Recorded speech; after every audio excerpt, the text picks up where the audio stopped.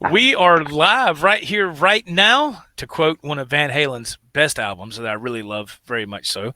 And if you look Killer album. on your screen right now, you see the man, the legend, Rockin' Dave Byron, the real deal from Florida.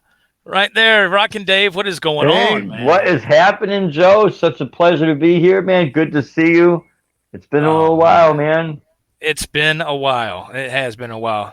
And we're using this new, well, I don't know how new it is. It's new for us. We're using Yeah. this StreamYard technology. Well, I just got a notification on my phone saying that we are live. So I'm going to go to my YouTube channel on my trusty smartphone device, and we're going to see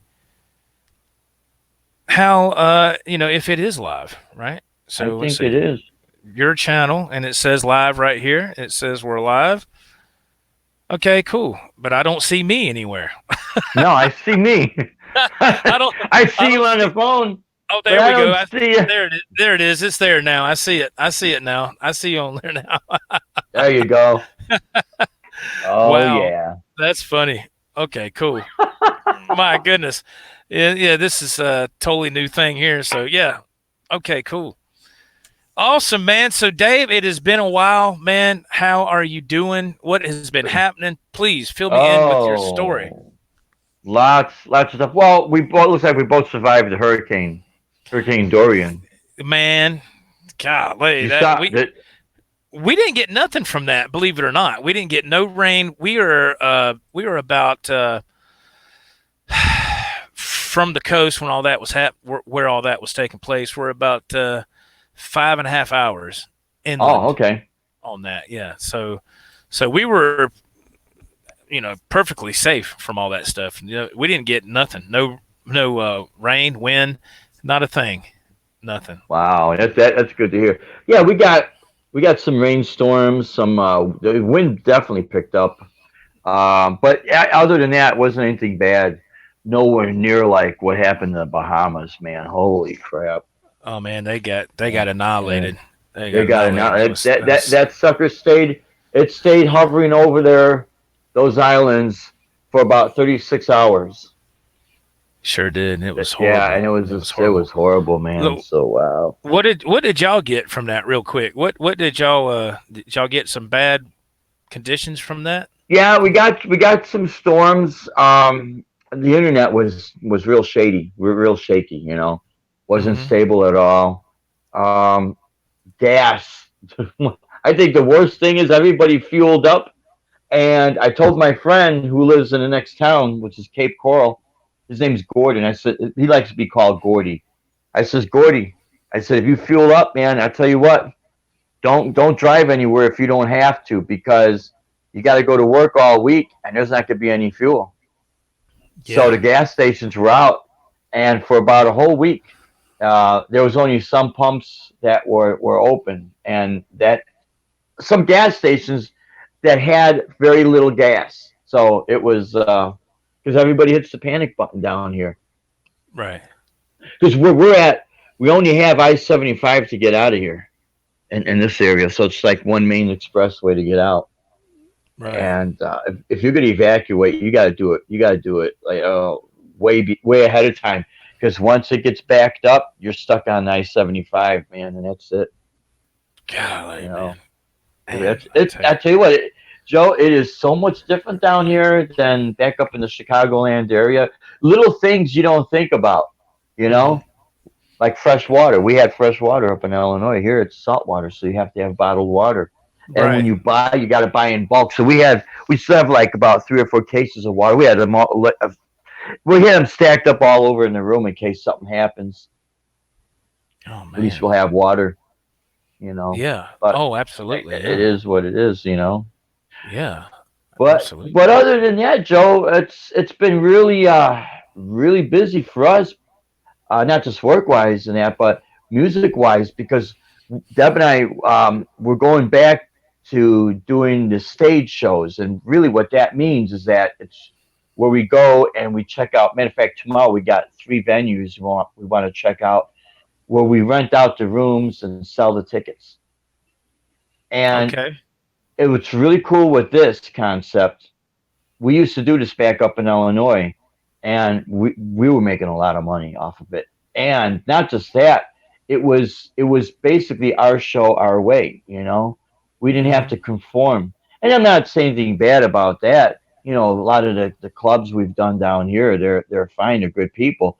It's just that they seem like they want to please everybody all the time, and they're so worried about pleasing everybody. It's that's like a dog chasing its tail. They Mm-hmm. really don't know how to stick with one concept and understand that. Okay, if the bar down the street has nothing but Jimmy Buffett, then why don't you have something different? Because there's nothing worse than these places. They're literally right down the street down here, and they're all doing the same thing. You know, Mm-hmm. and you can hear each other's band basically play. So it's like, okay, what's the point in that? So going back to this, we're going to be doing the show is called Guitar Legends, and what we're going to be doing is spotlighting all the legendary guitarists, their music, and then I could do my originals. I could sell my CDs. I could sell my merchandise. And Deb was saying, I think we'll top the time frame out no longer than 2 hours, but basically have a 90-minute show. Oh, okay. And this way, people, they know it's a specific show for a specific crowd of people. They want to hear guitar music. This is where you come. You know. Right. And when I was still doing with RUI, and I do that kind of a segment where I'm playing more of the instrumental guitar stuff.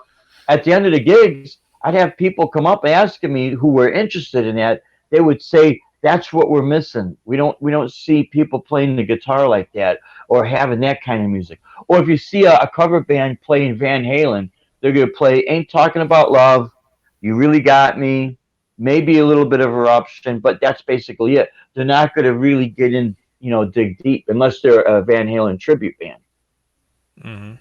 you know. So that kind of concept, it kind of brings back where you're gonna hear stuff that you don't normally hear. And Deb and I know that we might not. I don't want to say we might not be able to draw a crowd because we were drawing a crowd back up in Illinois. But we're not trying to go and please everybody and whatever song request they want us to do. No, it's a very specific type of a show. Okay. Now, So, when is this supposed to take place? Do you have a well, an we're estimated time yet, or? yeah, it's actually going to start next year, because here's the thing: we have to get through the in season. We have to meet with the venues, because what these shows are going to be doing is going to be repeated business for these venues. So, and we're going to spread the show out, through the year. So we're not going to be doing it every weekend. We'll just have it spread out. But the idea is to, when we were doing that in Illinois, we would do less shows and make more money, Mm-hmm. you know? Wow, that's cool. But see, it was a lot of fun. But see, we have to contact the local papers, the venues, and let them know, and then find out what their pricing is, and we have to have insurance, which we have our insurance. And let's see, we talked with the attorney. We also are looking into paying the royalty fee for some of these cover songs. So he's going to Oh, contact okay. these people. Yeah. So this way it'll be a for sure thing. And if they say right off the bat, no, we don't want anyone playing our songs, that's fine. It's we don't take it personal, but at least we know. So after once we get the show up and running, then all the advertisement is out. Then they can't say, "Hey, we don't want you playing this." Well, we'll say, "You know what? We asked you, and you said yeah." And then by Mm-hmm. getting an attorney involved, then it kind of protects us. You know what I mean? Yes, absolutely. So Yes. that's just how that is. But I mean, I'm so psyched about it, looking forward for it, because again, it's our time frame, our show, our way. We don't have to have some club owner say, "You know what works over here, what works this," and no, this is what we're doing. And you know Right. and Right. Joe, this is really how they do this when touring bands. The only difference is they have a full management and production company that's flipping the bill. here we're flipping the bill, but it's still under our music company name. So it's us having 100% control. But that's how it's really done. Right. Right. Miss Sonia, welcome to the chat. Oh, Thank you for commenting. Thank you for being here. And we're going to shoot you back a comment right there. Hopefully, there it goes. Oh, let's that's see. cool, Dave. That's cool. So, are you still doing regular gigs as well, or are you waiting on this to get started? We're waiting on this to get started. I mean, we still have some. I still have some gigs coming up. The lady that runs a couple of places, she, now it's becoming the in season down here. She wants to rehire me, so we're gonna honor those people. But we're just letting them know that we want to kind of focus on that. And unless they got something there, they see this other place. They like the guitar music, but they like a lot of the upscale. So that's what this place is about. So she's been good to me, and we'll honor her. But some of these other places, there's enough bands and DJ. See, a lot of them they go with the DJs too. That's another thing, Joe, and that's fine if that's what it is. But a lot of these people, they're just they just want to go out and socialize. They could care less about the music. Right. Oh yeah. Where we want, Your usual yeah. crowd when you go out somewhere, they just want to have a good time and maybe have some drinks. They're not going to sit there and dissect everything you're playing. Oh yeah, yeah. If you hit a sour note, and that was something that was always be in the back of my mind. I was like, we'd be playing. I'd be like, crap, man, I missed part of that run or something. Yep. But you would look out there and people are still dancing and drinking and they don't Mhm. care. And Yeah, I was like, man, they didn't even notice that. Thank God. But I noticed it. I, You know what I'm oh, saying? I know exactly what you're saying. Yeah, I noticed it. exactly. Jim Guidry, welcome to the chat, man. Thank you for commenting. Jim, what Appreciate is that. happening? Now I cannot see who's on the chat on my end, but Can that's cool. But do I you have, have I, it? You have it pulled up on the computer? yep, I do. And it says unable to connect to chat. Please try again. Good luck and adios. Good looking out, you. Damn, that computer's mean, man. That computer ain't playing around. It ain't playing around, man. I will read you the chat, Dave. I will. Okay. I will read you. Mr. Ed Dana chimes in. He says that I haven't been in touch lately. What's the new venture, Dave?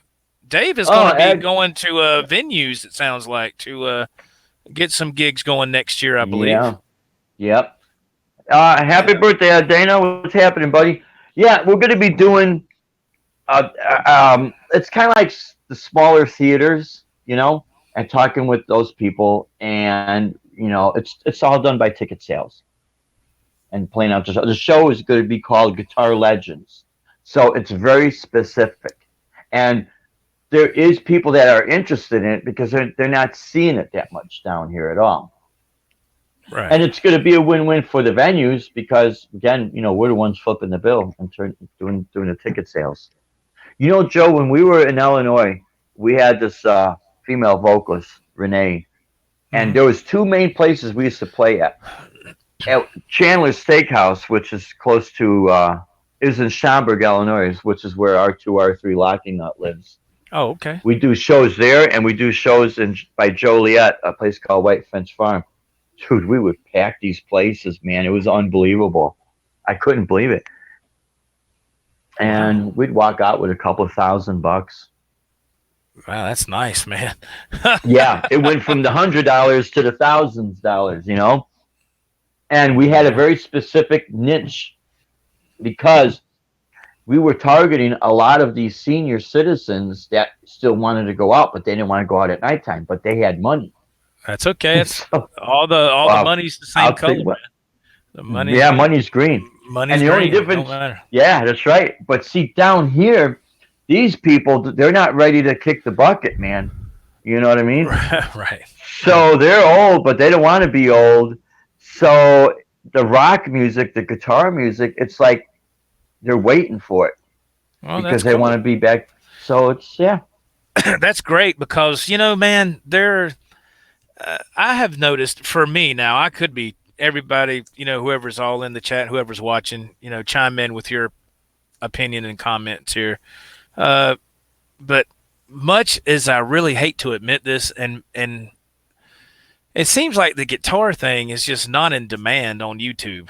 It's just not, and it seems like I know. there's a small group of people that like it, including me, Mm-hmm. and the small audience that this show hosts, but man, it seems like that. I guess it's just another sign of that I'm getting older. You know what I mean? I mean, when I was coming up, it was like MTV music videos all the time. Yeah. Kick-ass music with kick-ass guitar, and you'd get in your car and you'd go somewhere and you'd crank it up. Rock 95.7, kicking ass all day long. I mean, it was, That's and right. have the windows down, and you like, yeah, man, and you were jamming, and now it's like, Oh, I mean, it's just, and I'm like, what? And I could not tell you the last time I listened to the radio.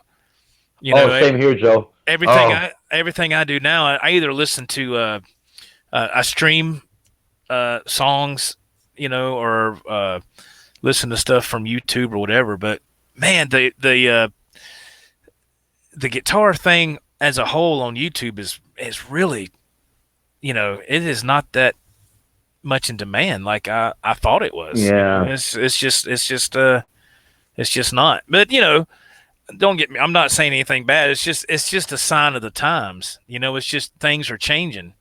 And That's what it is. Yeah. I watched a documentary, and I'm not trying to be funny. I watched a documentary a few days ago, one night, and it was talking about like, for instance, like rap and hip hop, how popular that is, and it's still hugely popular now. That's really the dominating genre. But like NWA and the members of that group back then, Easy E, one of the rappers of that group, who has Yeah. since passed away. In 1995, he was worth $50 million. In 1995, now he's passed away. Now he has a son who's like, I think he's in his mid 20s or whatever. But I was watching an interview with him, and it just blew my mind how much money that genre makes and how popular it Oh, is. And you try to, I mean, it's like apples to oranges, man. oh, It's it's like, unbelievable. guitar music is down here, and that dance, hip hop, R&B is out the roof, and It's out. Yeah. it's just the Well, way it is. They say things come back around, but I'm like, man, how long does that take? I You hope we're know, not dead and decomposed by that time. I'm Come on, get your clear. ass up, man. Clear, I mean, clear. By that but time, they hit the defibrillators. We turn to dust. I'm, I'm telling you, it's But kind of a sad state of affairs, man. it It's really like is. I got all And these guitars here, and look, these amps and all this stuff, and I'm like, man, I feel like I'm just a a lone soldier trying to fight this yeah, battle. Headstock exact. Headstock Harem, man. Thank you. Welcome to the chat. Thank you, man. Headstock Harem. He says, "Hey guys, no more MTV." Oh No man, I more. gave I gave Yeah. MTV up years ago Oh, when years they ago when they too, when they man. started that reality crap. You remember that? Oh When man. they started You- that years ago, I said, "I'm out of here, man." It was just, what was that? What was the name of that show, man? What was it? oh Was it Road Rules or something like that, or something? It was yeah. something like that. And they, when five strangers come into a house, and then they stop being friends. And I was like, I what the mean, hell? what the hell is Yeah. this? And it had nothing to do with music. And you know what? That's not how real life is. I'd love to take those people, by the south side of Chicago and show them some real life. You know what I mean? Oh man, yeah. I'm telling you, there's my son Nathan is in the chat. He says, Hey, oh, Nathan, the real world. I said Road Rules. My bad. Yeah, Nathan, you're right. The it's the real real world. world. I'm But getting there old. was a show or something called Road. There was something pertaining to that. Now I don't know. Uh, Maybe that wasn't I could tell you. VH1. Maybe it was VH1. But I once don't all know. that came on, I just stopped watching it because it's like, what the hell is this? Why call it MTV then? 'Cause it's not.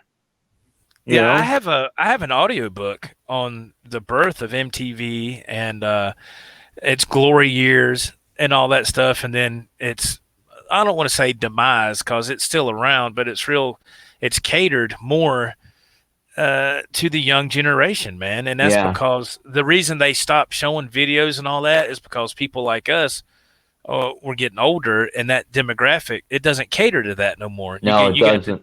The new generation is coming up, and they don't want to see Tommy Two Tone singing 8675309. They don't want to see that. They're like, they're like, what is that? So they started to make reality shows, and it catered to the younger audience, and that's still what's popular now, even on regular TV. I couldn't take, man. I don't even watch regular TV. I watch Netflix. I watch Netflix, YouTube, and that's it. That's about it. Yeah, that's it. Well, and we're waiting for the Walking Dead season to come back on. And I know it's just a make believe, but I'll tell you what, it's just, nothing's really on. It's interesting anymore, isn't it? Something, Joe? We got 8,442,627,222 TV stations, and we got nothing on. Yeah, back in the day, we had 2579, and that was it. And then we had everything we ever wanted to watch. You had the 3 main channels, and you had a couple of PBS, Public Broadcasting. You had a couple of those. Billy Shelton, welcome to the chat. Thank you, man, for being here. Jim Guidry's in the chat as well. Brother Jim, what happened, man? Jim Guidry is the vice president of this channel, I have to say. So we have to. If we don't give him a shout out, he has the power to shut us down. I don't want that to happen. There you go. No. Nathan, the man. Nathan, my son Nathan comments in the chat. He says, let me go back here. He says, whatever that show was, The Real World or Road Rules or whatever, it was dumb and not music related. It sure wasn't. Oh, man. It sure was something else. It was not. Billy Shelton, like I said, strike first, strike hard, no mercy, my son says. Yeah, that's speaking of YouTube, that's Cobra Kai season 2, and I love watching that. I mean, that is if you were growing up like me in the 80s and you saw Karate Kid in theaters in like 84, 85, Daniel LaRusso, Mr. Miyagi, Johnny Lawrence, all those characters. And if you're not familiar with Cobra Kai, get on YouTube and watch that. I mean, they've already had the first season, they had the second season, and they got the green light to do a third season. And that is an amazing show. How they were able to even make that as popular as they did. Boy, they knocked it out of the freaking park. Nice. And it was amazing. Man, it was amazing. It is what was it? We got a raid here. Oh man, we got a raid. a Johnny Bean raid. Everybody's coming over. Thank you very much. Everyone's coming over, man. I appreciate that very much. Michael Smith in the chat. Michael Smith, Billy Shelton, Headstock Harem Soda, Fruitcake Tony. Fruitcake Tony. Well, that sounds like he might be in the mob or something. Wow. That's right, man. Get those cement shoes ready. Dano FNJ. Oh, that's cool, man. Thank you very much. Mike's himself. Hey, man. Mike. What is happening, guys? As well. Joe Harvey, 84. Let's see. I think that's what we got so far. Was that Lenny Lou? Kenko Door? Thank you, everybody. I really appreciate it. Kick the door down. Yeah, I'm telling you, man. I'm telling you. Let's see. Awesome. It's so cool. Let me let's see. Thank you very much, y'all, for jumping in here. I appreciate it very much. Thank you so much for jumping here. This is the Joe Wentz Project TV YouTube channel. My name is Joe, and we have Rockin' Dave Byron, the man, the myth, the legend, right here from Florida, man. And we're just having a chat. We like to do this when we can. Yeah. It's called the Dave and Joe Show when we get a chance. Wow, man, I've got to check out this chat. This chat is flying at 100 miles an hour. Okay, let's see. Yeah, that's awesome. Yeah, you have to narrate it to me because my chat. I am. Yes. Let's see. Mr. Dana comments. Seems like all the people on YouTube. It seems like that all the people on YouTube, only thing they care about is endless gear talk. Never mind playing. What gear do you have to look at? That's one thing that I love to do. Yeah. I love. I mean, if there's a piece of gear that I'm interested in, yeah, I'll look it up on YouTube and look at a review. But Right. that's far as I go. But most what I like to do when Dave and I aren't doing our show here, what I like to do, I like to play live on YouTube because this is my stage, and it's a small stage, but But Joey, think about it. It may be small to you, but it goes out worldwide. And that's what I like about your channel. yeah, man, Like myself, I love playing live, man. That's all I've ever done. yeah. So Oh, I really, love that's it. all I love it. Yeah, I know. I love And it. I mean, it's interesting because, and I like when Ed Dana, he'll get up there and he's jamming, and he's got videos of his band and with his wife Linda playing, and they're great, man. You know, Right. the gear review is nice, but to see, we all come from the generation that if you wanted something or you want to check it out, you go to the music store and you hang out there and you plug in and then you play. Because one thing Yeah. I noticed with the gear review, okay, it gives me an idea of what it sounds like. It kind of gives the idea, but you see, if you really want to know what it's going to do, you got to actually bring your guitar down. If you could check out a pedal or an amp, bring your guitar down because it's going to be your guitar, you playing it your way, and you see what you could get out of that. All of those effect units. Jim Guidry's got the Pod HD 500X. I think he gets a killer sound Yeah. out of that thing. I did try the Helix, and the only sound I was able to get out of it was what they had on the display. Now, I'll give it a lot of credit. It sounded incredible. I won't take that away from it. But it's okay. For someone like me, I do a lot of the live looping. And the first thing I noticed with the Helix, it does every amp sound that's great. But here, it does every amp sound off the record great. Right. So, if I were to put the plexi next to an actual plexi, Marshall, I'm going to hear a difference because it seems that how they have it, the presets at least set up, it's like off of the record. That's just why when you go see a band play and you have the record, especially back in the day, it sounds different. It's not just the room. It's just that whenever you do recordings, you're going to have a mix down, you're going to have mastering, they're going to add compression, they're going to add EQ that alters that sound.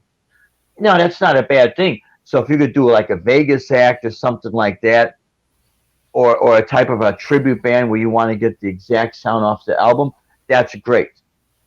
But it's very limited. Cannot do any, for instance, like what I'm using with the Digitech. If Right. I want to do a live looping with drums and bass, boom, I got it right there. And Wow. that bass effect that's in there, you swear you could feel it in the room. You swear there was a bass guitar there. Oh yeah, it All the sounds other units, fantastic. Yeah. yeah, it does. All the other ones, they'll use an octave divider, and that's fine. And I'm not trying to say you got to replace a bass player, but these are the situations I've been in, and I know other guitarists have been in, where if you get hired out to do a gig, they don't want to pay a band, so you'll make the most money. We exist out there, and we're the ones buying the gear. So I'm glad Digitech at least thought about us.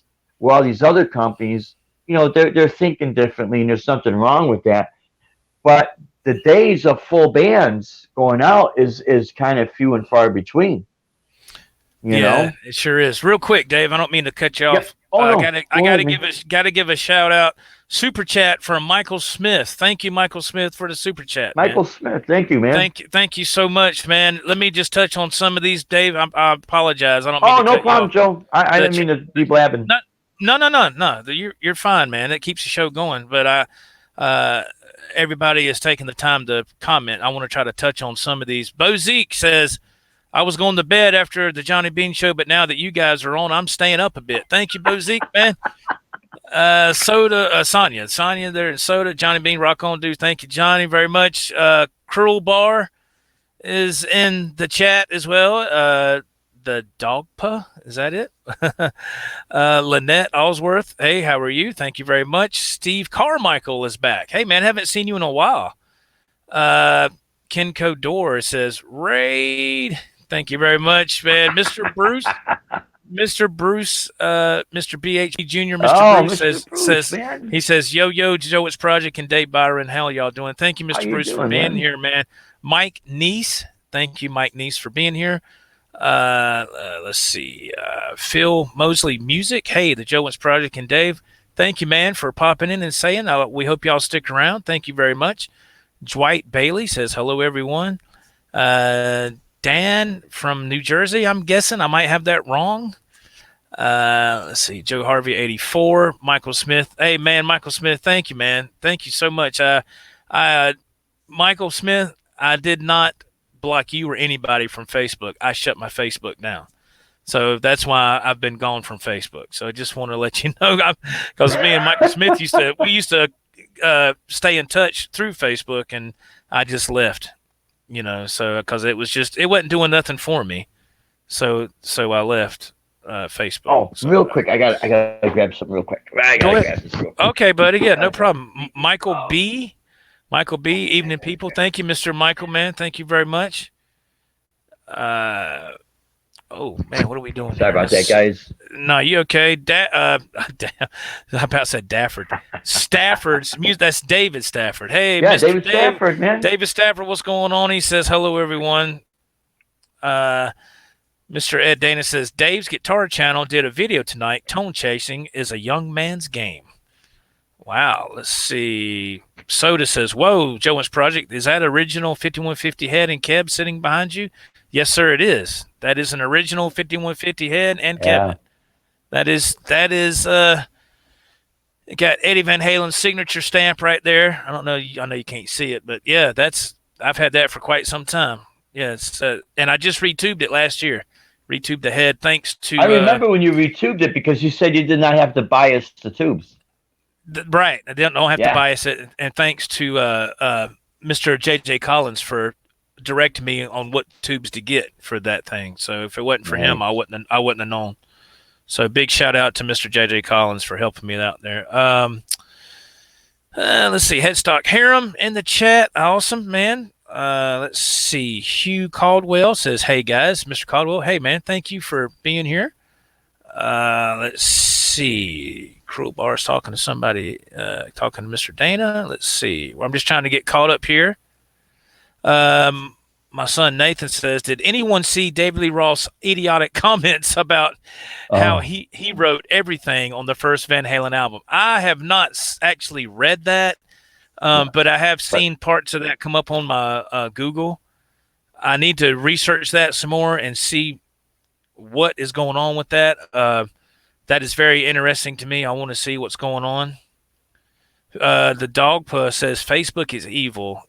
Yes, it got to me where it seems like more like a popularity contest than anything else, is what it seems like to me. Lenny Lou says they left Facebook as well. Jimmy Biter, hey man, have not seen you forever. He says, "I have no use for Facebook." Yeah, me neither. I just don't do anything. Michael Smith, Joe, cool. Give me a call, my friend. We need to catch up. We do need to catch up, Mr. Smith. It's been too long, man. It's been too long. David Stafford, Joan's Project, Dave Byron, good show, guys.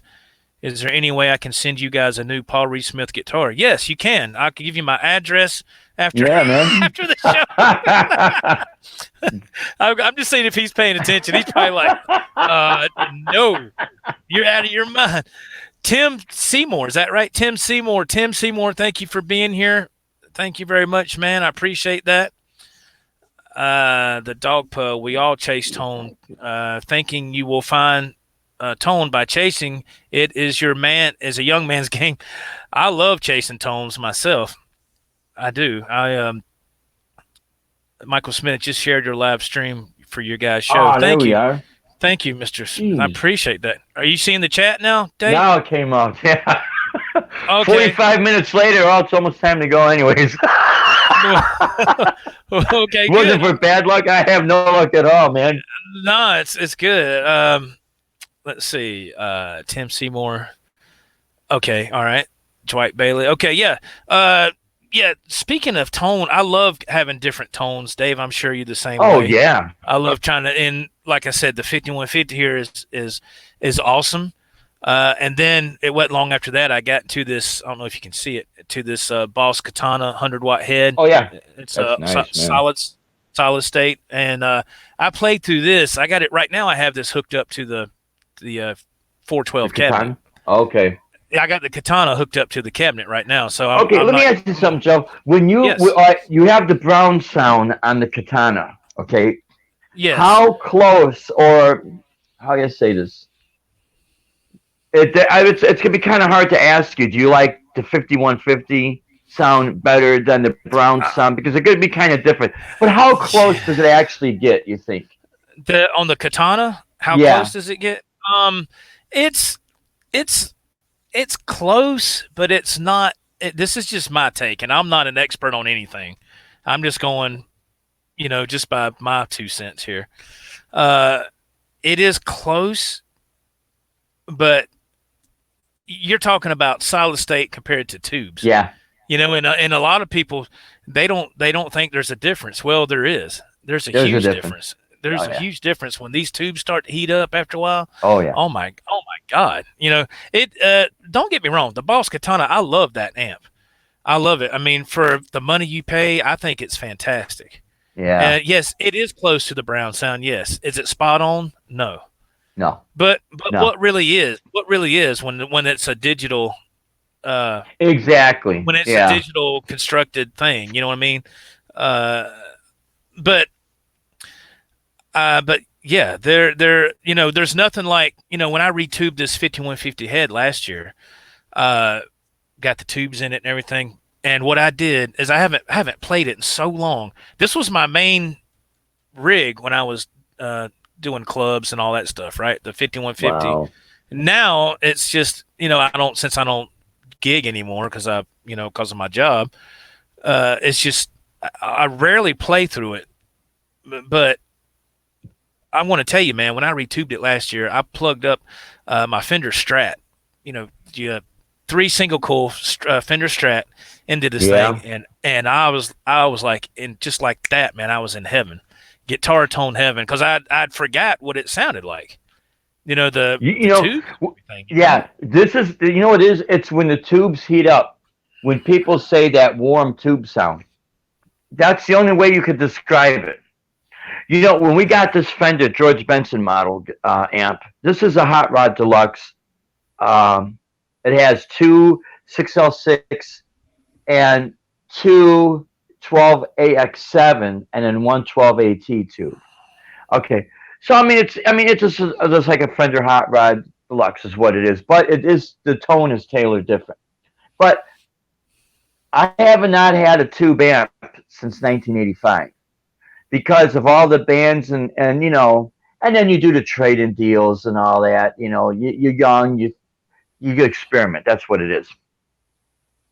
Right. But right away, when I plug into this Fender, that warm Fender tube tone, nothing matches it. But see, for me, what I like is this. I like the sound of the 5150.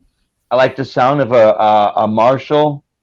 Either the DSL 40 is cool, but the Plexi's nice as well. That nice beefy Marshall sound where you got that bottom end punch, and the sound of either a clean Fender or a slightly driven Fender tube amp. So you get like your bluesy sound out of the Fender. You could get like the Hendrix bluesy sound out of the Marshall, and more of the metal sound out of the PV. So if really there was three amps I would pick in combination, those would be the three.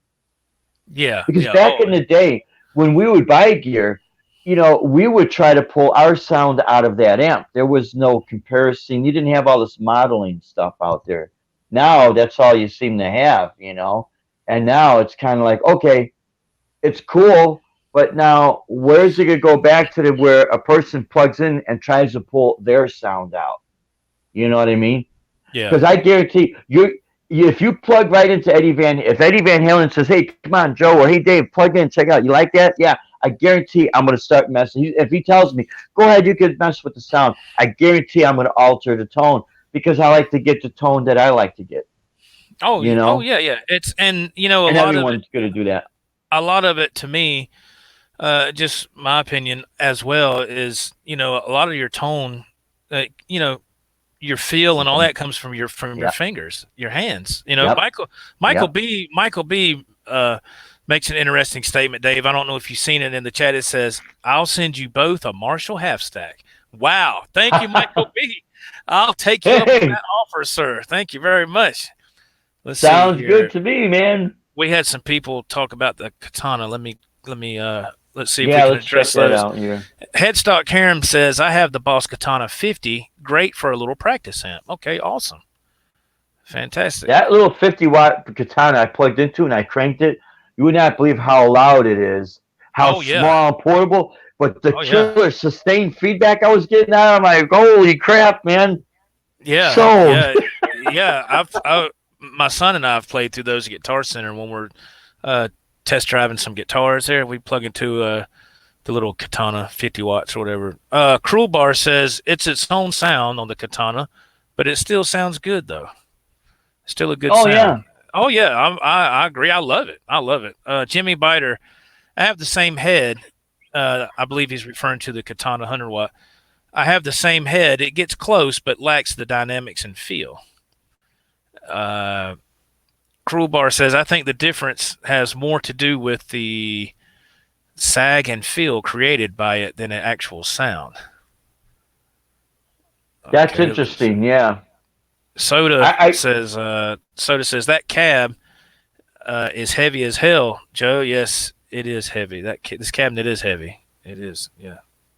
What was you going to say, Dave? I'm sorry. I didn't mean to no, interrupt you, man. okay, no, it's okay. But yeah, Ed Dana's got a good point. My sound comes from the cord that goes between the guitar and the amp. That's hey, that's But part you of the know what? That's part of the That's part of equation. the equation, That's man. part of the equation. My son says I remember carrying that cabinet up 3 floors for an apartment at Spartanburg.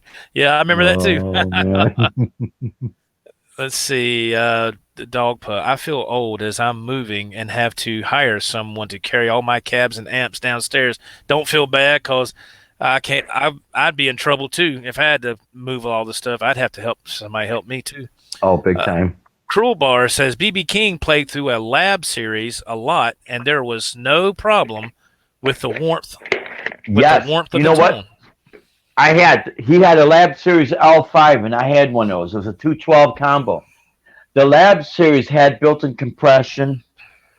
It had the mid-range had a multi what's called a mid-range and multi-filter. So you could really, as each time you cranked up the amp, you could really set that mid-range for each volume stage. It had master volume. It was not a channel switching amp, but because of that compression, yeah, it did. It gave you like one of the closest sounds and feel to a tube amp was that of a solid state amp was the Lab Series amp. Oh yeah, yeah. Yeah. Um, Jimmy Biter says my happy place is a cranked Soldano. Wow, cool. Oh yeah. Dwight Bailey comments, and well, I don't mind doing this at all, man. Everybody needs a shout out for their channel every now and again.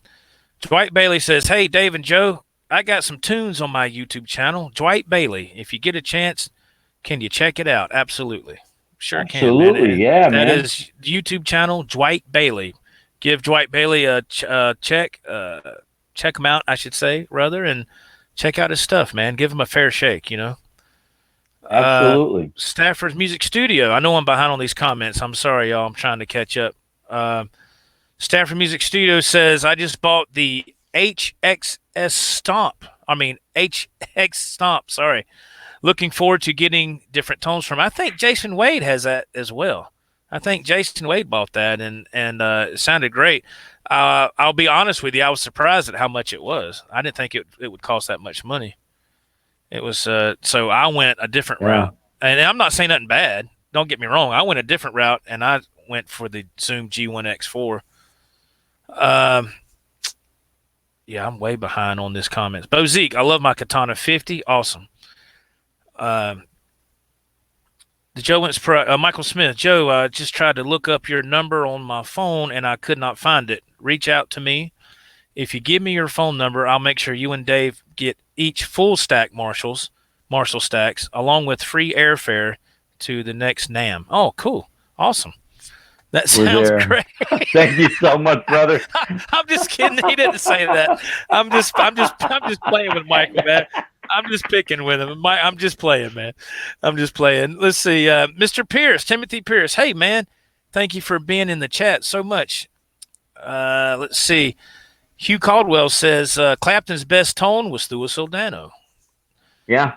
Nathan Hughes, my son, says that's why you can't create a blue Saraceno tone. His tone is all in his hands. That and a $500 distortion dirty boy pedal that him and his father designed. Yeah, that's blue Saraceno is also a very underrated guitar player. Is anybody big time. Yeah. Is anybody familiar with blue Saraceno? Oh my God. Oh yeah. I love blue Saraceno, man. Cruel Bar says, I have the 100-watt 1x12 katana. I played a bar gig unmiked with no problem. Also, when you crank it, it still sounds great. Oh, man, yeah. I love the katana series myself. I love them. I mean, I thought they did a fantastic. They did. They knocked it out of the park with that one. Soda says, my sound sucks, but I try really hard. It's okay, man.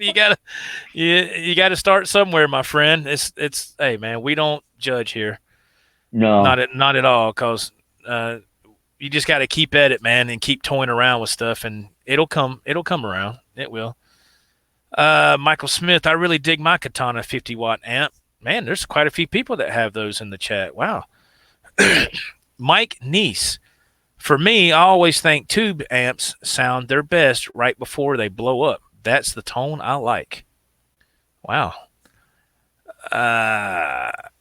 Cruel Bar, that's the key to modulars and SS, building in the right compression and sag.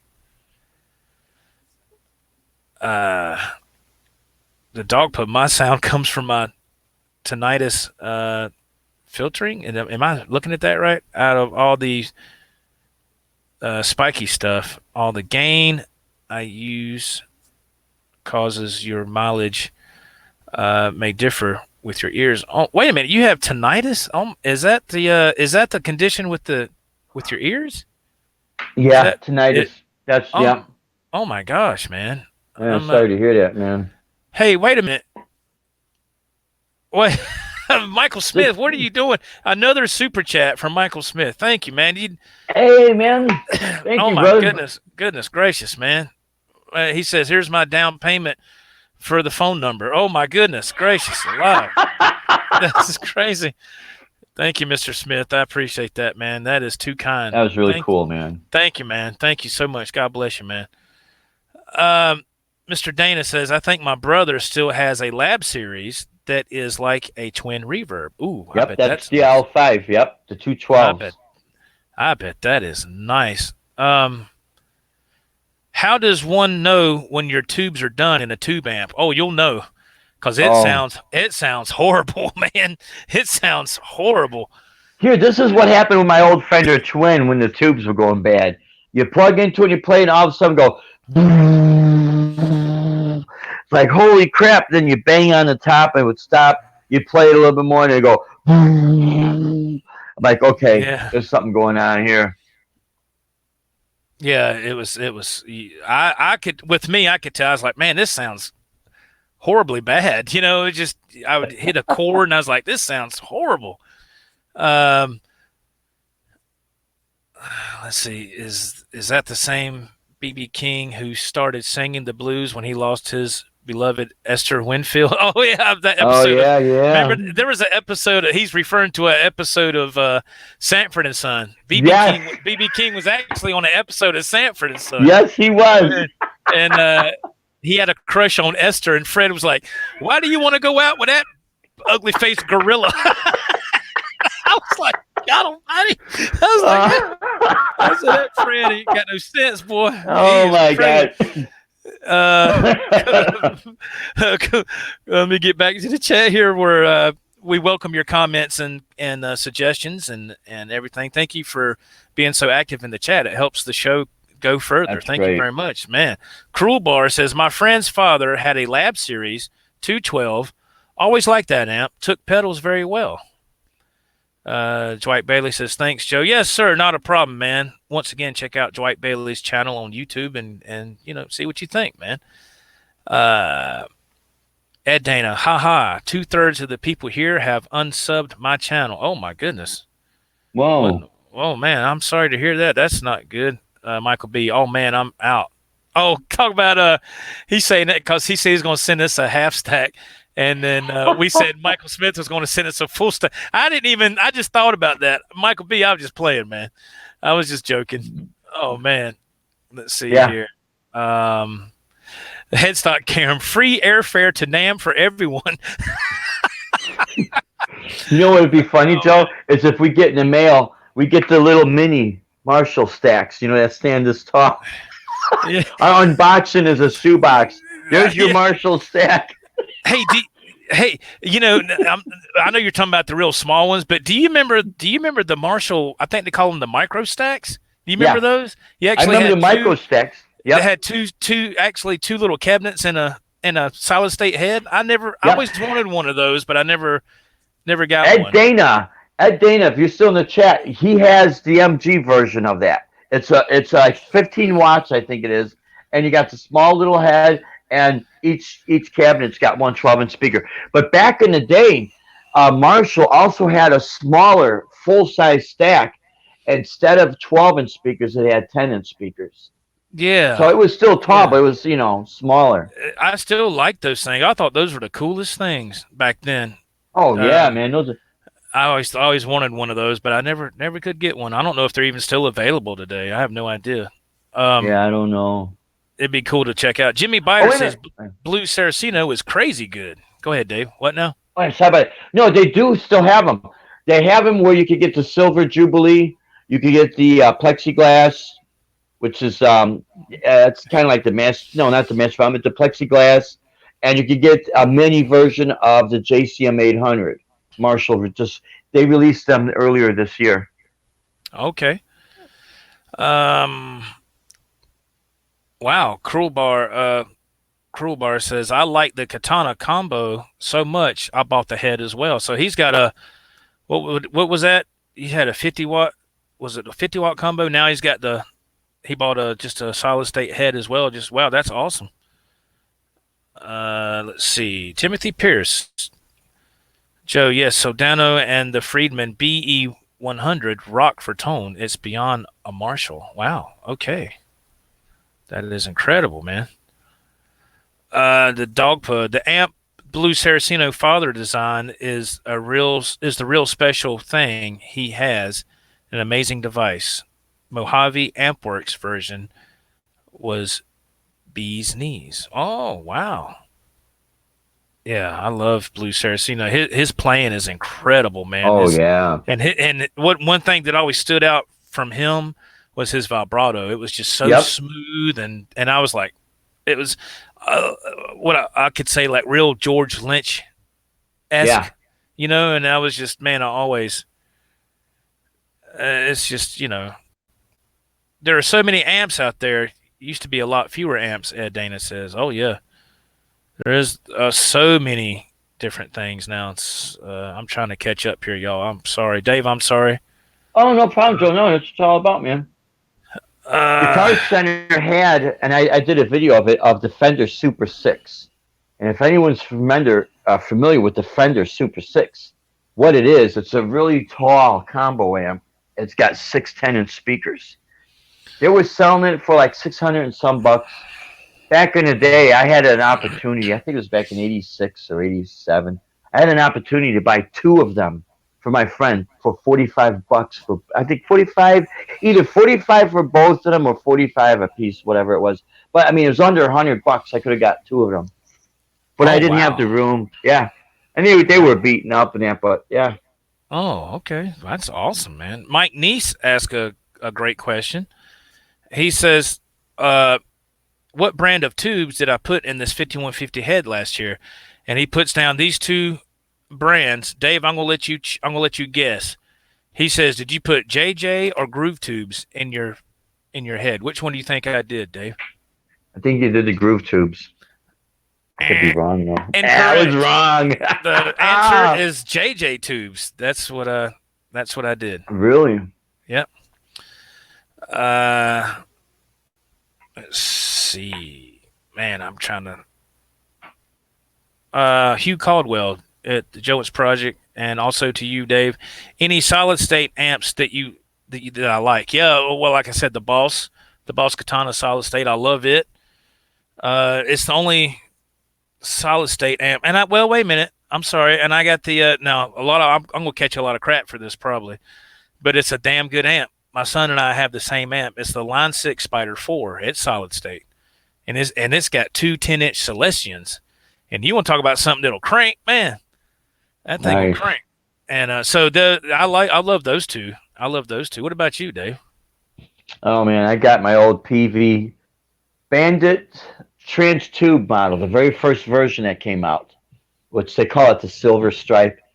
But I mean, it cranks. It really cranks. It's 80 watts RMS, and it was very dependable.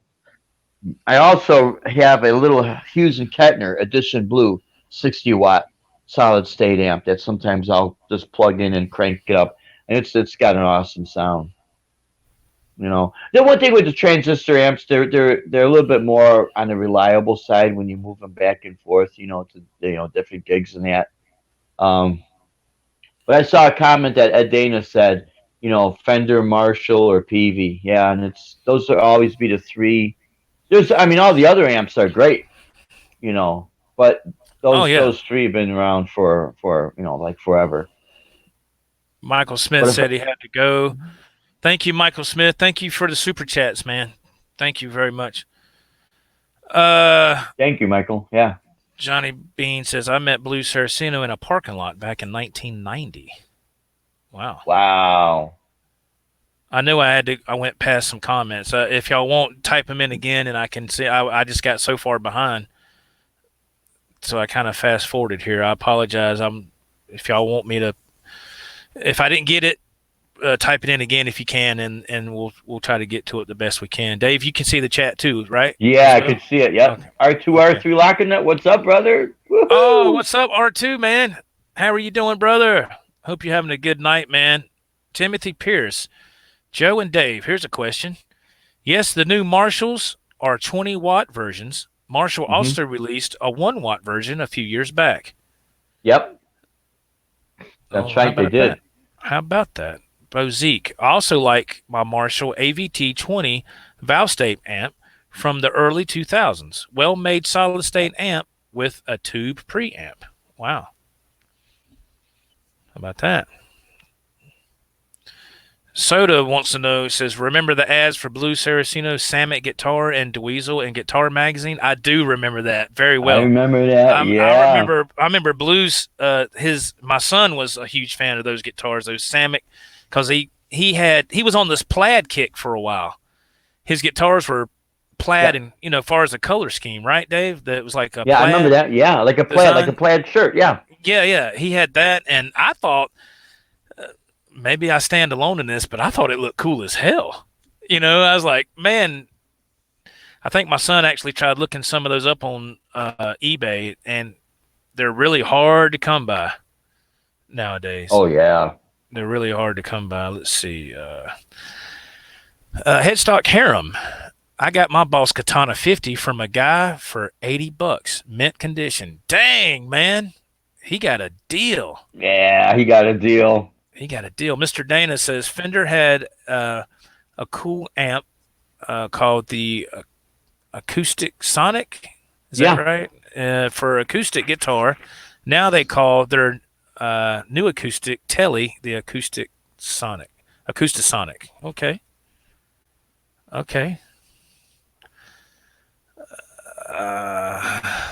Let's see here. Fender also had not just the M80s, which were back in the 80s, they were like solid state amps, metal, voiced metal, but they had instead of a Celestion, they had a Fane speaker in it, which was like a Celestion.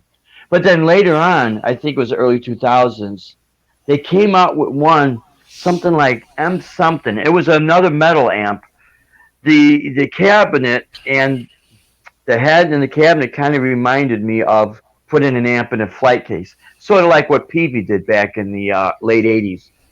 But this amp was supposedly 400 watts. Wow. But see, that's peak watts, so that's not RMS. Okay. So, I mean, it'd be more, when you crank it, more of like about a little over 200 watts, maybe pushing 300 watts. Still though, God Yeah, Almighty, it's loud, man. That's that's very freaking loud. freaking loud. Mr. Dana says, speaking of PV, you said Dave. Mr. Dana says PV amps back in the '80s were built like tanks. Oh yeah, I had those. The Yeah, Solo series, Special yeah, 130s. absolutely, man. Golly, Mr. Mike Neese, I have a funky old Dean Markley K20 that sounds great. One of Wow, those, yeah. man, how about that? Soda. Didn't Blues father build him an amp called the Dirty Boy? It could be. I remember those pedals. They were trying to. I think they were trying to get kickstart a pedal line, Dirty Boy pedals, and I remember seeing some old ads for those or on YouTube or something. Man, they were expensive. They were like my son said in here. They were like $500 a pop, and I said for a Damn. pedal. And Yeah. I mean now you get the what's it called? What's it called from Satchel from Oh. Steel Panther to Pussy Melter? Yeah. And those are you can't even those are gone. But I think those pedals, I think they went for like 250 or 275. They were high. It Yeah. was a good pedal, but just for me, I'm not dropping 200 something dollars No. on a high gain pedal. I'm not doing that. That's just No. I mean my goodness. But hey, to each his own. Yeah, to each their own. To each his own. I'm just let's see. Samick TV 20 Soda says. Wow. Tim Seymour, sorry guys, got to run. Have a great weekend. Thank you, Mr. Seymour, for being here, man. Thank you Thank you, brother. for stopping in. I appreciate it very much. Mr. Mike Neese says Frank Gambale was around when Blue Saraceno came out as well. Frank Gambale has always been an amazing guitar player. Oh yeah. He's always been he's more like a fusion type guy, Yeah. I think. Jimmy Biter. I remember that PVMX and the Road Case. That's right. The MX. That's what it was called. That was a heavy duty beast, he says. Timothy Pierce, Joe and Dave, the Blues, Plaid, Ibanez, and Yamaha and Samick guitars are rare but still available. Wow, man, I'd like to check those out. Oh Sure. yeah. Just for the heck of it, I'd like to see those, man. Bozique says he's heading to bed. Good night, Joe. Thank you, Bozique. Thank you very much, man, for stopping by. Thank you so much, Zeke, man. have a great night, brother. Always wonderful to see you in the chat. Mr. Ed Dana says our new guitar player has the first G&L Strat released in the mid '70s. Whoa. It has been played. He says it needs some nut and fret work, so I might borrow him a guitar. Yeah, wow, man, I bet that is a great playing guitar though. I have a G&L, and it's fantastic. Was that Trainers? Soda says Trainers Yeah, for tanks Trainers, as well. Trainers. Okay. All right. That's awesome. So Ed Dana says he had one of those Trainers just as good as a twin. Wow. Hugh Caldwell. Anyone tried a Hiwatt Custom 20 head? I have not. And R2R3. Pussy Melter and Cock Blocker pedals. Yes, my son comments. Me and him have this same pedal. The Ibanez TS9 sounds fantastic for $90. I use mine all the time, man. Yeah. All the time. I love my TS9 from Ibanez. I love that pedal.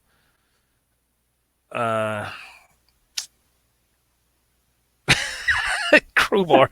At that price, those Dirty Boy pedals. Or wait a minute, is you talking about the Dirty Boy pedals, Crowbar, or the satchel pedals? I think he's talking about the satchel pedals.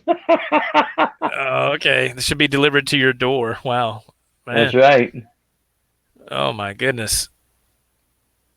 Oh, I saw that video, Mr. Dana. Yeah. Oh Yeah, yeah. I that started video. watching a little bit. I didn't see the whole thing, you know. Yeah, you didn't miss anything. You didn't miss nothing. I kind of there's I don't know, man. I don't know. See you, Mr. Pierce. Thank you, man. There's some great channels on here. I know the guitar community is not that big, but there's some of these channels that are so big guys like us don't have a shot in hell on getting views or Oh yeah, anything. You know, I don't even worry about that. I shot a video and I'm gonna upload it. That because some people are. I think this is what intimidates people from even starting a channel.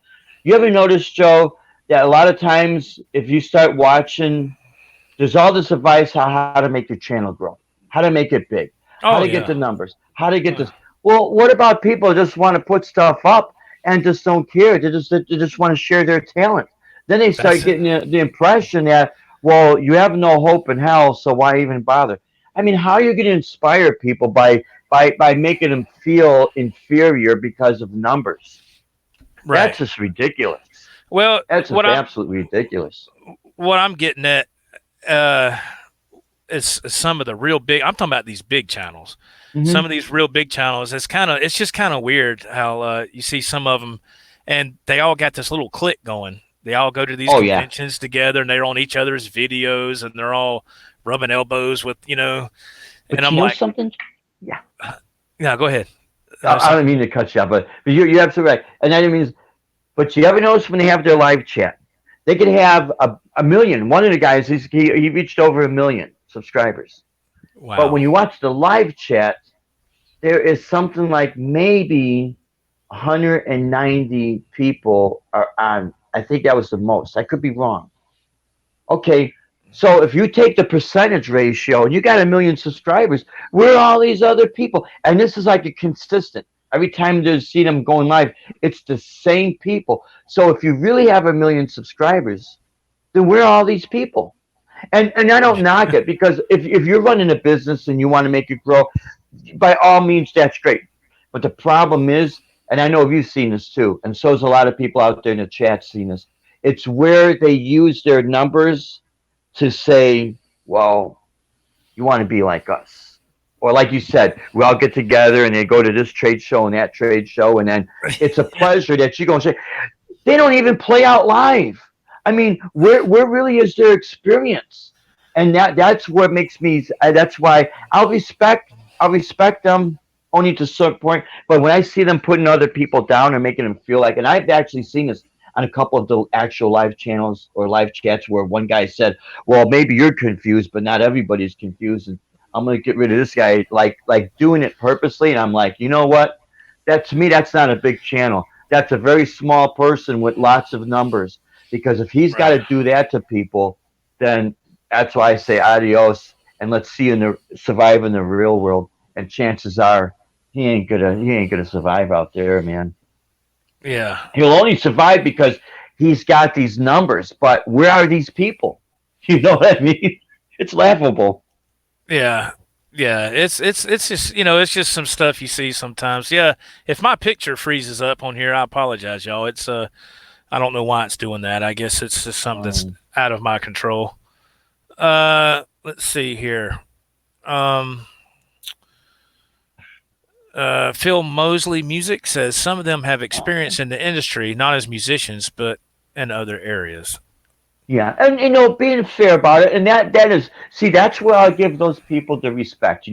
I only have the experience in doing live gigs and that, and everything that I've ever shared on YouTube was what has actually happened to me and has happened to my friends. So when I would mention about the growth chokers and all that, it's not meant to intimidate people. It's just to forewarn them that you could get so lost in this industry so fast, taken for a sucker. And when my friend lost his house, oh man, Joe, I felt bad for him. And I thought, this is how dirty some of these people are. He lost his house. They took him for a ride, and I can't. It's like people who don't want to earn their way in life, you know? Yeah, Yeah, yeah, I know. I'm looking at the playback. Am I frozen on your screen? Look at yeah, your you screen. are frozen. I just People, noticed that too, man. people are saying it's Joe Solo, frozen in carbonite. And I don't know Hey, why it's frozen because on my computer it's fine, but why is it frozen on the playback? I don't know. Oh, that's funny. That is so funny. Here comes Luke Skywalker to save him. That is funny. Oh my God. I don't guess that's well, at ever least going we, Joe, at least you know what you're gonna look like if when you pass away and they stuff you, in the museum. There you go, like that. I'll look the same way, man. That is too funny, man. Let me see if I can do this and restart something here. Let's see.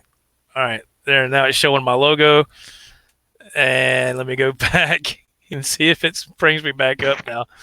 I don't know. We'll see. Oh, there you go. Okay. Am I frozen still? No.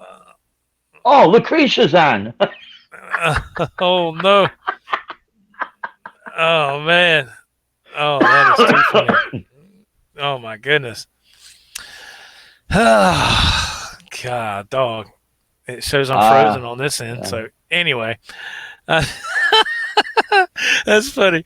Oh Lord, technology, man. What can you do? Holy smokes. Let me try this again.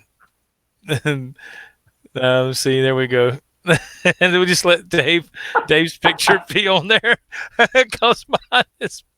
There you go. Oh my gosh. Let's see. That's too funny. But I tell you what, this is all in good fun. This is the thing. Because I read a comment that Ed Dana just said, and he's got on there, and I think the chat just went up, and I'm afraid to touch the screen because I might disappear as well or freeze up.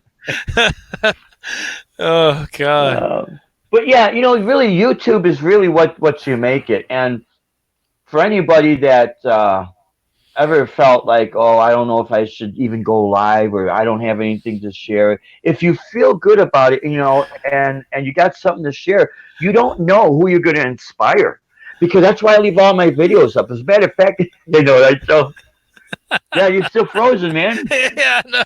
Yeah. They just changed positions. I just leave it back on the on the thumbnail. We'll just leave it on there. What in the world? Oh, that's funny.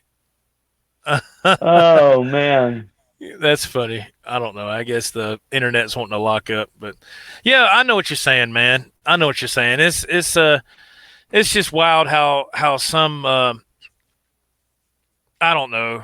It's like, yeah, I just put stuff up just to have fun. It's exactly. It's not a competition, but some of these channels, it just blows my mind how crazy it can get, Oh, well, and this is not to put any of these people down, but what the problem that I see is that they're letting their popularity really get to their ego, and that's starting to explode. And when that happens, I hope they enjoy it while they can, because the same people you meet on the way up is the same people you're going to meet on the way down. And people don't forget when they get mistreated. And that's where it's going to bite them in the ass. So they could go to NAM here and they go there. NAM, if NAM doesn't start to kind of restructure itself, they're going to lose attendance. Now, NAM will always have its thing because that's what it is. But it's no more, I got to go to NAM. That's great. Because if I was a manufacturer, I'd rather do like what Sweetwater's doing, or all these, guitar shows where I could build a product and sell right to the customers right then and there. You know what I mean? Right. Not business to business, and then I got to smooth up to this star or that star. If you've ever been to one NAM, you've been to them all, man. And it doesn't take long to start to see that. And I guess for me personally, when I see people mistreating other people like that, it's like that's the biggest turnoff. And I don't care who they are. That's when I say bye. They're not paying my bills, so that's irrelevant to me, man. Oh yeah, I think R2 made a great comment. He said that R2 says, I make videos to entertain myself. If you want to come along for the ride, do it. If not, that's okay too. Vintage Sounds, what's going on, man? What's happening, buddy? The dog paw. Since I hate to show my face or use my name online, maybe I could do something like the unknown guitarist with a bag on my head. There you go. It's like the unknown comic. Oh, there's that bag. Yeah. There you go. Let's see here. Dan, is that Dan from New Jersey? People do remember if they're mistreated. Absolutely. Yeah, they do know that. Yeah, they remember that. I should say. Oh yeah, Ed Dana, I will not watch Nam videos anymore. I quit. Yeah, I quit watching those this year. I'm burnt out on those, man. I'm not going to tell you a lie. I got so sick of that being talked about for months on end. I was like, "Are you kidding We're talking me?" about So Nam, sweetheart. yeah, so I got out of that Oh altogether. yeah. Well, Deb used to go to the Nam shows, and she could tell you she used to go to the ones out in Anaheim. She's been to the ones in Chicago too. I've only been to the one in Chicago when we had him in Chicago. But she said back in the early '90s, it would cost like $2,500 just to rent one of those booths. So you spend Yeah. $2,500 on the booth, and the biggest thing is to try to get your product into a music store. So you're not even making any money. So that's what I mean. For me, if I had a choice, Dave, you want to do a gig or go to NAM? I'd rather do the gig because I know I can make money. Oh yeah, You know? absolutely. Since this looks like this is looking more like a podcast style thing, let me be sure to Oh do the yeah. call letters. You're There you watching the go. Joe Wentz Project TV podcast with special guest Dave Byron.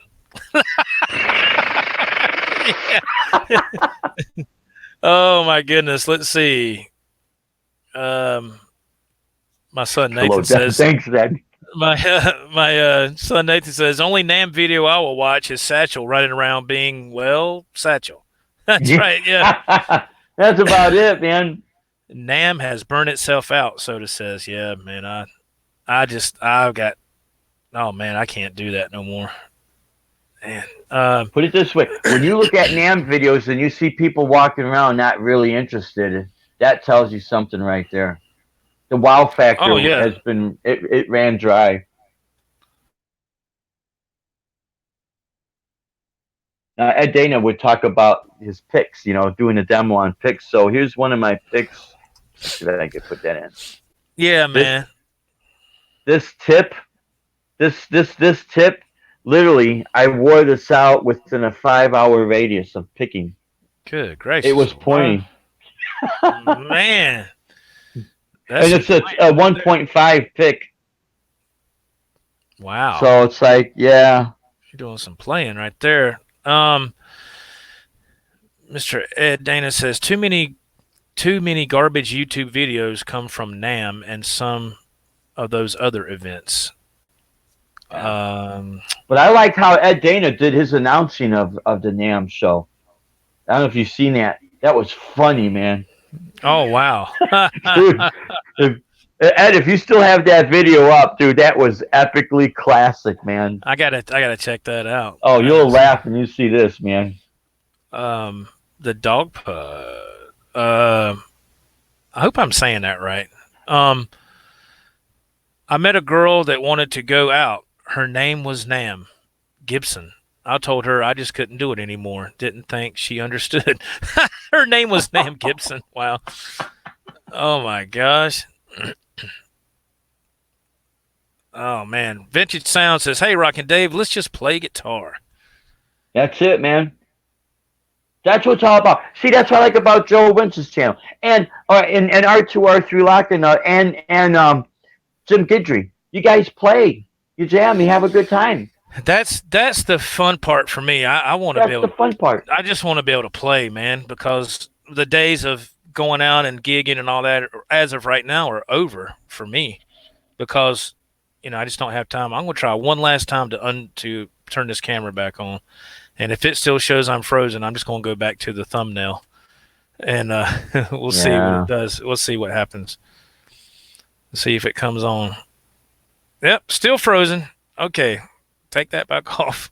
So Yeah. that's funny.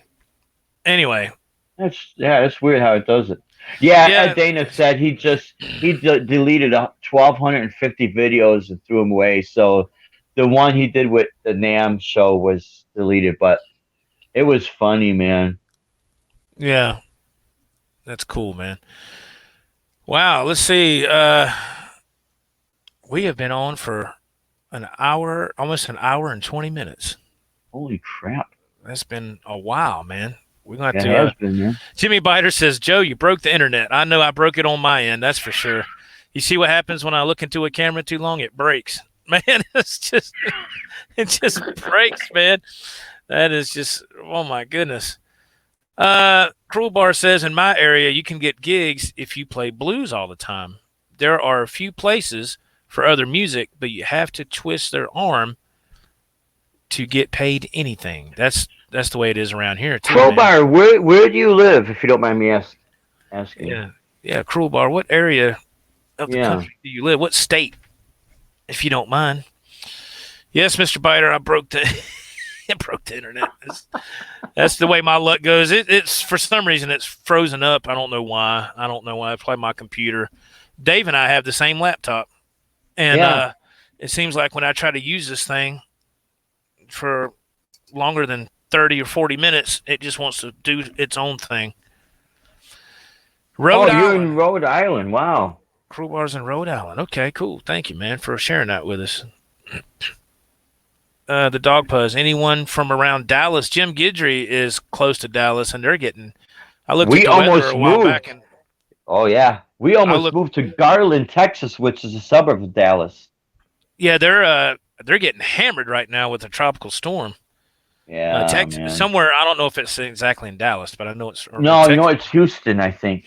Houston. Okay, I know it's in Texas, but uh, Ed Dana. Everybody wants. Was that '80s music here? Oh wow, '80s hair Oh metal. wow. Okay. I think Mike Nee says he's in Iowa. Yeah, where's everybody from? Do y'all want to? Do y'all feel like putting Our that in the chat? moms. Put in the chat where you're from. What state? Where's everybody from? I'd like to be curious, man. I would like to be curious. Jesus Christ, I am curious. I'd like to know, just out of curiosity. God, Well, I can't even talk now. R2R3 Lockingnut is in the Schaumburg area. I'm from Chicago originally, and we used to play at Chandler Steakhouse R2R3, which is why earlier in this broadcast I talked about we're going back to doing our stage shows, which we rent out to places and we sell tickets. We're going back to doing those type of shows because we get a chance to do our shows and our music, and this happens to be a guitar show that we're going to be selling, and there's people that are interested in it, so it's just geared to that crowd. And in this Okay. way, by us paying, we're renting out the place. We don't have to deal with these wacky club owners and these Oh so-called yeah. booking agents. The booking agent, they're the frustrated people that used to play in the band. If they don't like you for whatever reason, then you're Uh ousted. So I said, bye. I'll talk to whoever huh. owns the property, rent it out, and sell the tickets, and I still get to play there. Yeah, that's the way to do it. Um, Vintage Sounds. Jamie says Houston is flooded. Yeah, All it right, is. we got some people chiming in where they're from. Ed Dana says Good. he's from Ohio. Cruel Bar is Yeah. from Burl. Is that Burleyville or Burrville, Rhode Island? I might be saying that incorrect. If I am, Oh I'm yeah. sorry. Soda is from Blind River, Ontario, Canada. Wow. Dano from New Jersey. Yeah, he says Tom River, New Jersey. Duh. Okay. Jimmy Biter chimes in. Is that Bozeman, Montana? Oh, Wow. I'd love to visit Montana. It seems so beautiful out there. Cruel Bar, Burrville, Rhode Island. I'm where the men are men and the sheep are scared. Oh my god! Squeal like a pig. Oh my goodness! Dwight Bailey, he chimes in. He's from, does that say Flowood, Mississippi? Whoa. Nathan says he lives in Watts, 9114 South Central Avenue. That's the address for Cameron Fred. said, and Shady Grady. That's too funny, man. That's too funny. Jamie lives in Philadelphia, PA. I didn't know that, Hey. Jamie. I didn't know you Wow. lived in Philly. I didn't know you lived in Philly. I thought you were more on the West Coast. I didn't know that. Okay, cool. Pooh Ninja just dropping in to give a thumbs up. Thank you, man. Thank you, Pooh Ooh, Ninja. what's happening, man? I got my camera cut off because my picture got froze, so I cut my camera off, and we got Dave live there from Florida. He's still Yep. on video with us. So yeah, man. Let's see. Dog po. I can hear the shots coming from that direction, Nathan. That's funny. Yeah. Oh man, I'll tell you what, guys. We got some areas down here in Southwest Florida, in the Fort Myers, the Lehigh Acres area.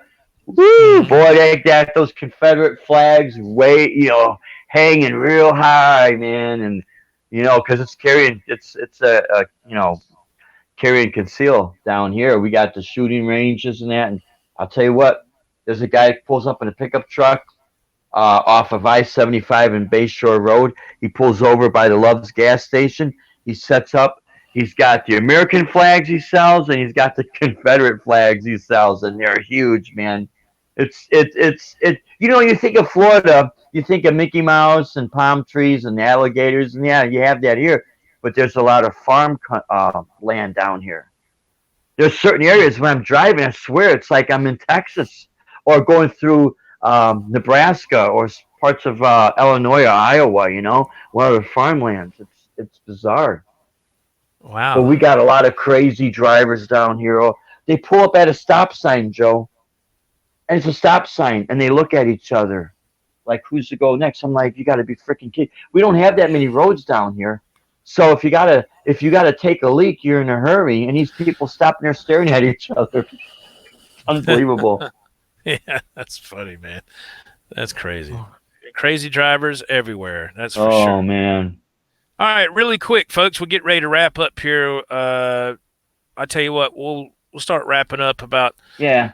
close to the bottom of the hour. I would like to ask people in the chat, what is your favorite guitar you like to play right now? Do you have a favorite number one guitar? Maybe it's a favorite Fender Strat you have. Maybe it's a Les Paul. Maybe it's another brand. Maybe it's an OLP, or who knows. Dave, we'll start with you. What is your favorite axe to play at this moment? I think I know the Right. answer, but I'm going to ask it Yeah, anyway. that little Ibanez with the Yes. reverse headstock. It's just so reliable. Right. You know. That is so cool. Yeah, How that is How what about you, I'm playing Joe? right. Oh yeah, your That Ibanez. I'm the same way right now. I'm been leaning a lot more towards that Ibanez right now, and it's just so comfortable to play. It's really lightweight. It's thin. The body's really thin. Oh yeah, You yeah. know, That's but a nice one you got there, man. thank you, man. Let's see. See if I can see what people are saying here. What the question for everybody in the chat, and y'all, this is the show where we try to include the chat much as we can. We want to Yeah. make sure we keep everybody included on what's going on. That way, you're a part of the show. Absolutely. If it wasn't for y'all, we wouldn't even be on here. We'd been gone right when I got frozen in carbonite. And 45 minutes ago. You know. Okay, let's see. Soda says right now. Was that a Ibanez S570 series? Very nice. Uh, Nice. Dan from New Jersey, USA Telly Fender. Very nice. Nice.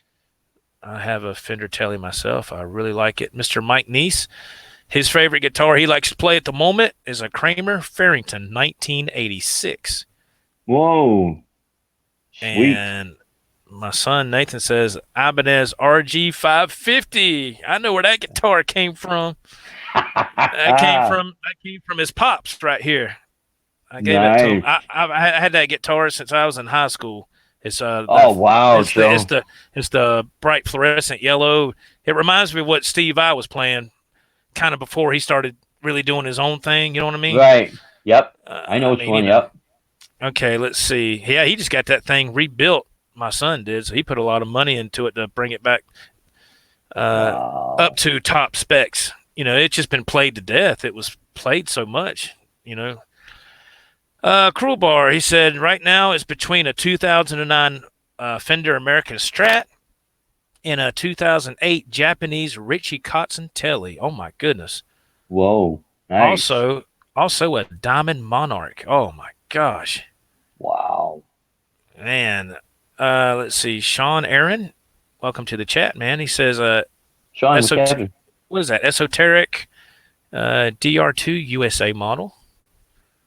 Okay. Very cool. Yeah, we're asking in the chat, what is your favorite guitar that you like to play right now? Because we all like to switch around from time to time. I know I Oh do. yeah, I like I to, do too. play this guitar for a while, and then maybe a month from now, I'll be playing something else, maybe a Telly or something. I might get on that for about a month, and then I'll go back to something else.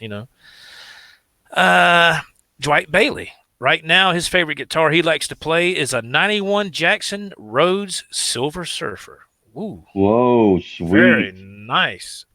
Jimmy Biter. Ibanez 540 Radius, Humbucker, and PV Tracer Deluxe. I remember those, man. My Nice. goodness. Um, let's see. Mike Crowbar Niece said has he got the man. RG 550. No, he said the RG 550 is a nice axe. That's Oh, what nice. I Okay, think that's what. Yeah. that's what my son has, I believe. Yeah. Um, let's see. Jamie Vintage Sounds chimes in. His favorite guitar to play right now is a Ooh. 1959 Les Paul Flame Top. What? Oh my goodness. Hugh Caldwell, Yeah, sweet. Richie Kotzentelli all day. Man, I'd love to play that guitar. Yeah, I'd love to check that out too, man. Let's see. Mr. Ed Dana says his is parts from a Telly, God knows where, with Fender, with the God knows where from, with Fender N3 noiseless pickups. Wow, very nice. Pearly gates and custom pickups. Playability is great. Oh, okay. Crowbar. That Richie Kotzen model has a boat oar for a neck. Oh man, it's got a thick neck on it. Oh, that's I cannot stand a thick neck on a guitar, man. I cannot. I just can't maneuver with a thick Like neck a baseball bat. Yeah, Yep. I can't stand that. That's just me. Everybody's different. A lot of people like it. I just never could do well with one. When I started playing, that's all we had. You didn't have all this like we got now, but you get used to what you play all the time. Well, yeah, I never thought about that. I mean, back then, I didn't know. Crowbar says I have big hands. It feels comfortable. Oh yeah, if you got, that's always been my issue. My fingers aren't that long like Steve Vai or some of these other guys you see playing on YouTube. They got these long fingers, and I'm like, man, Hendrix had long fingers too. Yeah. He could maneuver very easily, and I never could do that. My fingers are just, I've always had to struggle, so I have to go with real slim necks. Fast necks, I think they call them. Is that right, Yeah. Dave? Fast Yeah, necks fast necks. like that. They just feel comfortable. Yeah. R2R3 Actually, Lockingnut. yeah. His favorite guitar. Hang on just one second, Dave. Oh, His R2's favorite guitar at the moment is a 2016 US Fender Strat. I'm going to put Fender Deluxe locking tuners on it Sunday. Woo! All right. Nice. All right, Dave, please proceed. I'm sorry. Oh yeah, no, that's right. The Ibanez Wizard neck with the wide thin neck. Yes. How I got used to the wide neck is from playing a lot of classical guitar, and the necks are already wide on the classical guitar. So that's why. And if you ever notice, if your fingers are kind of stubby, fat and stubby, when you try to play certain chords, it's hard to make the strings ring out. But if you play a nylon string guitar or electric that's got a wide neck, there's no problems with playing, open chords. The strings, the notes, they don't ping. But Ed Dana, he also has it's like an acoustic. It's a Stratocaster with steel strings like an acoustic, but it's an actual solid body guitar. And I think he still has that video up on his channel. The guitar is nice, man. Real Awesome, nice. man. Awesome. Let's see. What is the dog? What does he say?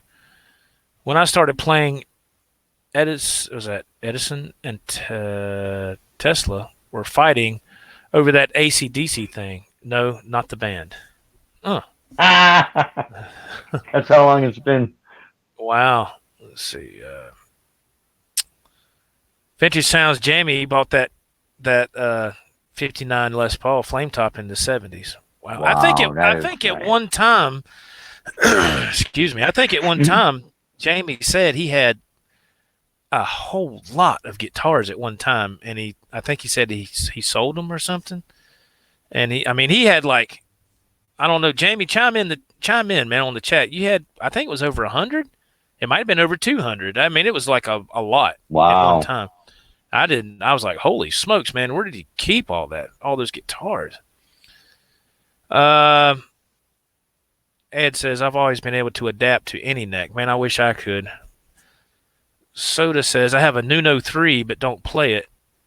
Oh man, I would love to try one of those guitars. I have a really really cheap Washburn Nuno model, but it was like $100 on Black Friday at Guitar Center, and it's my son has the same guitar. Now he upgraded his. He put new pickups in and had a lot of stuff done to it. But mine, I keep mine tuned down a whole step. You know, it's like if I want to jam on some Motley Crue or something, because Oh yeah. it doesn't have a locking system on it. It's just a regular tremolo. Ricky Hull, my man Ricky Slick Rick Hull is in the chat.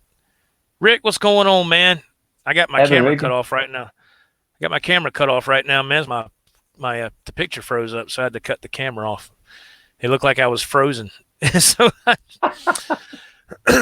let's see. There's Jamie chimes in. Yeah, Joe. At one time, I had 175 guitars. Good God. Wow. Um, That's a lot, man. that is incredible, man. I think, how many do I have right now? I got like what, 23 or 24. I couldn't imagine having 175. My ass would be out on the street. My wife would, she would probably get that damn gun in there and shoot my ass. Crack ass, get you another guitar, crack ass. God damn you, crack ass, motherfucker, crack ass. Hey, you remember the video Steve Ray Vaughan cold shot with his girlfriend smashing his guitars? He whips out another from the couch. I'm gonna get that sucker. Boom. Yeah. Oh man. Hugh Caldwell says Crazy. my Ibanez RG 2550Z. Oh yeah, it does have a super wizard neck. Oh, wow. He says, I feel it's too thin. Wow, man. Huh. Cruel Bar, you have 36 guitars right now? Good Lord. Wow. How many do you have, Dave? Do you I know think right right now, offhand? yeah, about 20 or something like that. Right. You know. I remember when we talked one time, you said you and Deb were getting some equipment. Now, this might have been a while back, but I remember this conversation was probably a lot earlier in the year. We were talking, and I remember you saying y'all were getting some equipment, and you said you got a couple of Epiphone. I think they were white Epiphone. Oh no, Guitars. I had that. Yeah, no, I had the white Epiphone Studio Les Paul Deluxe. I have one of them in here, and I had the other one. I sold it to a friend of ours back in Illinois. And I'll tell you what, that guitar is a workhorse. That little white Epiphone. But Yeah, Epiphones are great, man. oh, they're great. But this one right here, if I grab this real quick, this one, if anyone's ever seen these, you're not going to find them too much. This is a USA made Epiphone. Oh, the lawsuit, the lawsuit guitar, yeah. Yeah, because obviously looks like a Paul Reed Smith, but the original model number is called the Spotlight. This is a 1988 model. They only ran 1 year, and then they got sued. Wow. Oh, Yeah. people are putting in the chat how many guitars they have. Okay, let's see. Oh, sweet. Let's see. You said what now, Dave? You got 20? Yeah, about 20. Ed Dana says he got rid of at least 20 guitars. R2R3 says 9 is fine. Cruel Bar says he's trying to scale down on the amount of guitars he has. Hugh Caldwell chimes in, 26. Nice. Nathan Hughes, 25. Dang, son, you got more than I do. Soda says he has 5. Ed Dana says, I kept what I thought was the best of what I could use. I totally get that. Yeah. Oh, Nathan chimes back. No, sorry, not 25, 22. The phone flipped as I was typing. Oh, okay. Dwight Bailey chimes in. He has 20 guitars. Wow, man. Nice. Wait a minute. Uh-oh. Jimmy Biter, 32 guitars. Holy smokes, man. Whew. My goodness gracious alive. Sweet. Yeah, Ed, you got a good point. You can only play one at a time. That's what people would always say to me. They would say, "Why do you have X amount of guitars? You can only play one at a time." Yeah, that's true. But to me, that's the whole experience of it all. That's You know, it. you play one, and Yeah, this one might play a little different than the other. This one has a different feel. This one has a different character. It's yep, different wood. It's and it's really cool. Yeah, there we go. Cool Bar exactly. says he says yeah, but they all sound different. Yeah, man. Yep. Hugh Caldwell says, but only like about 7 guitars. Okay, that's cool. R2 is checking out. He says, everyone have a good night. I have to work Have tomorrow. a Rock good. on, Joe and Dave. Thank you, R2. Thank you, brother. Thank you for being here, man. Uh, Cruel Bar says every day it's like you can play a new guitar. Yeah, that's true. I mean, That's true. Yeah, if you have at least 7, you can play a different one every day, right? Because a Strat doesn't play like a Les Paul. That's right. Yeah, yeah, man. It's it's. I've always loved having different guitars. I've always oh loved yeah, when you open up a new guitar, you get it out of the box or the case or whatever, that and feeling. that feeling, I've always described it as like Christmas morning when you're a kid. You Oh know, man, when you're come around the corner and you see the Christmas tree and you see the presents or something to that effect. exactly. I've And you always know what, loved Joe? that. Unlike a tablet or even these newer, effect units, like a Helix or the Headrush or the, whatever. A Hmm. guitar, you don't have to get an instruction manual to figure out. Oh, that's a toggle switch. That's a you just play. Instantly. You take it out of the case or the box, tune it up, and you're playing. Right. That's what I like about it. Oh yeah. Now, for right now, we're taking our money and we're just now investing it into the shows. Right. You know, Right. Right. which That's going to be it's just exciting, better. man. I'm looking forward to. I'm excited for y'all, man. That's going to be Yeah, really cool. it's gonna be a blast, man. And I got a feeling from the people I've been talking to, they're like, man, that's what we miss. That's what we miss, and you know, and then we could have them only 90 minutes. So if we want to do 2 hours, that's it. We could top it off at that, and not burning out. So that's why we're not going to be playing it every week. We're going to spread it out throughout the year. So it's always Yeah. going to be fresh. Yeah. And there's a lot of material I'm going to be playing that I have never played live yet, and spotlighting a lot of like the legends. I'll be doing some Steve Vai material, some Satriani, some Ingve. So I got the time now, just really work and perfect it, and just go out Mhm. and just play it, man. You Awesome know. deal. Awesome. Fantastic. That is So fantastic, man. That is awesome. We are getting to the bottom of the hour, folks. It's almost yeah. 11:30. Mm. Uh, I would like to take this opportunity to say thank you to everybody for being in here. Thank you. Big shout out to Johnny Bean for sending his group over here. Thank you very much, Johnny, for doing that, letting people come to the show. If you are not subscribed to this channel, please do so. And so when Dave and I do this show again, you can be here and be a part of the show, be a part of the conversation. And hopefully my camera will work next time and it won't freeze up. and That's all right. So at least you got it going on, man. they they can still hear me. I guess that's the main thing. I can still, half live video and half podcast here is what it seems like. Any final thoughts, Rock and Dave, before we leave? It's just a blast hanging out with all you guys. You're more than just you're not just subscribers. You're friends. You're family. You know what I mean? This is just the greatest, and I tell you what, it's Absolutely. you guys all make this so worthwhile. You know. That's that's right. Soda says no more carbonite, Joe. That's right. No more. No more. I got to stay away from Boba Fett or something like any bounty hunters. That's for sure. Oh My yeah, man. goodness. Oh my goodness. Jimmy Biter says, Dave, I like that guitar. That lawsuit guitar you Oh got dang, there. it's It's an beautiful. extra series, yeah. Yeah, it's beautiful, beautiful. But all right, folks, thank y'all. Dan of New Jersey, thank you, man. Thank you so much, everybody. Thank you for being here. Thank you for sharing your input in the chat. That was a lot of fun. I love to connect with y'all and communicate and be able to touch base like that. If you're not subscribed to Dave Byron, which you see in the video right here, scroll down, look in the links below in the description, and you'll see his link for his channel. Click on his channel, give him a subscribe, check him out. He's a phenomenal guitar player as well. There's some other channels there if you haven't checked out. Feel free to click on those guys Absolutely.